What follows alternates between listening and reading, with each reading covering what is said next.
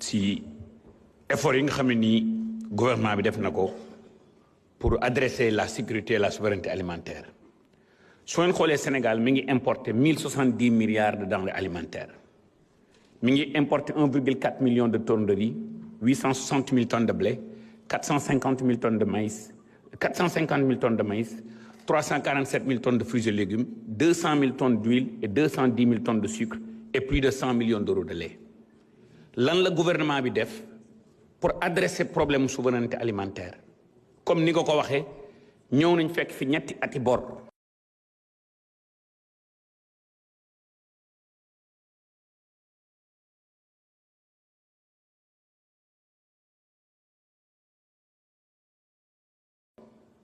ñu fay ñaar yi ñëw nañ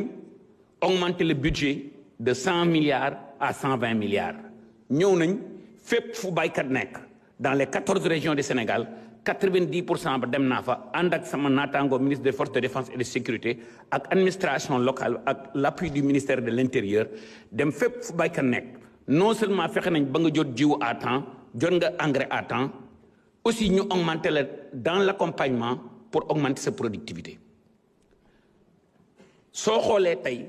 Sénégal 18 millions de personnes la 14 régions 46 communes départementales 557 communes mais d'ici 557 communes yi 525 communes yi ay communes rurales lañ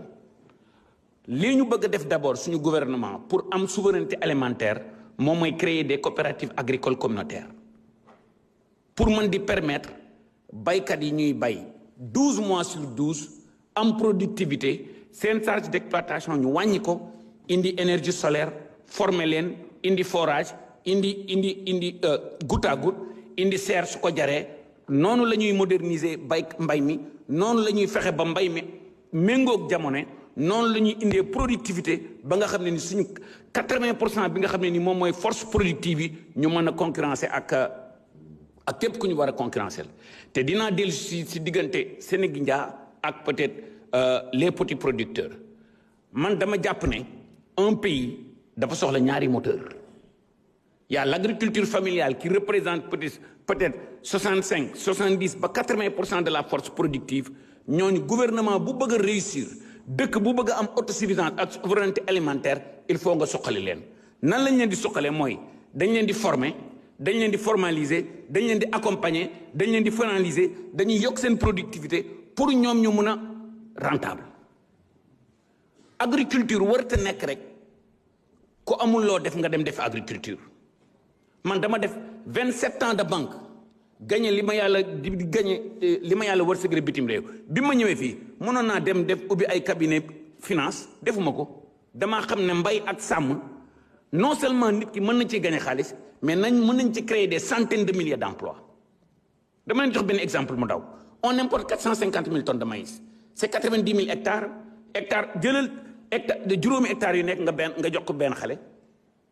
mu employé yeneen ñaari agripreneur on crée 34 000 emplois on importe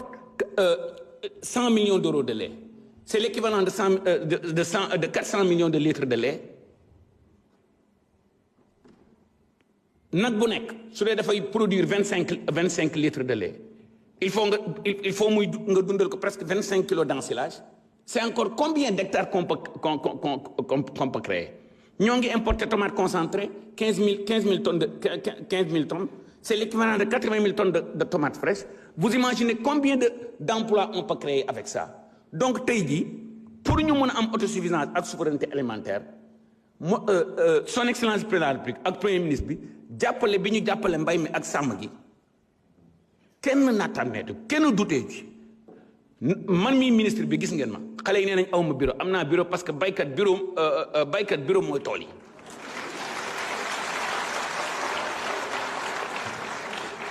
may profiter aussi ci occasion bi pour remercier tous les paysans tous les éleveurs ndax coopération bu rafet bi nga xam ne ni ñoo ngi koy def ak ministère bi ñoo ngi koy def ak agent ministère bi gis ngeen opérateurs yi dañoo teg 14 critères ne 14 critères yi mooy 14 critères yi ñuy moderniser opérateurs yi ñu jóge ci 100 et quelques opérateurs ba 46 opérateurs te ren jii di ngeen fi gis lu ngeen musta gis avant la fin du mois de mai. Les premiers bateaux d'engrais vont arriver au port. On est en train de faire des innovations.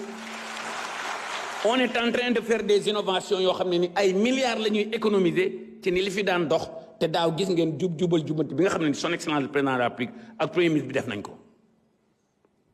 lu ne fàng nag kenn du ko jeex. dinaa dellu si diggante Sénégindia ak petit opérateurs yi. train dafay am locomotive am ay wagon locomotive bi agro industrie bi tey jii 90% de nos investissements 90% de nos subventions ci petit agriculteurs yi lay demul ci benn agro industriel waaye nax train dafay locomotive bi day am nga def 100 wagons man maa wax en tant que ministre de l'agriculture de la souveraineté alimentaire et de l'élevage su ma bëggee réussir 99% de mes efforts ci baykat yu ak sàmmkat yu ndaw yi lay jëm mais accélérateur bi agro industrie bi la gis ngeen ko. Vous m'excusez du terme après avoir quitté ce pays là 25 ans quand je suis revenu je me suis dit que Sénégalais yi dafa mel ni lu baax li dañ koy bàyyi lu ndaw li doxagul rek li ñuy doxal moom la ñuy xool.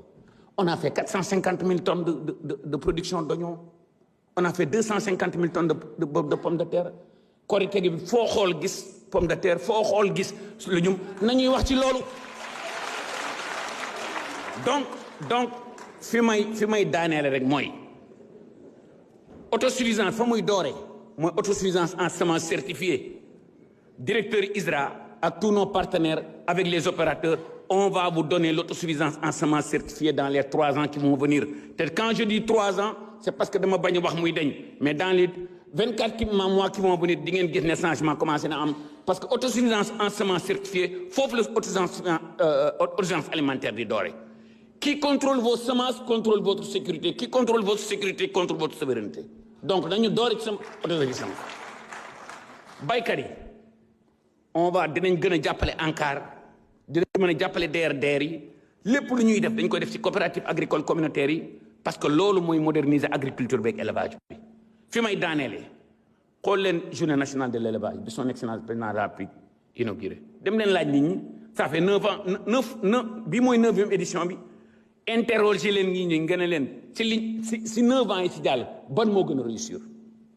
parce que lan lañ def ensemble avec les éleveurs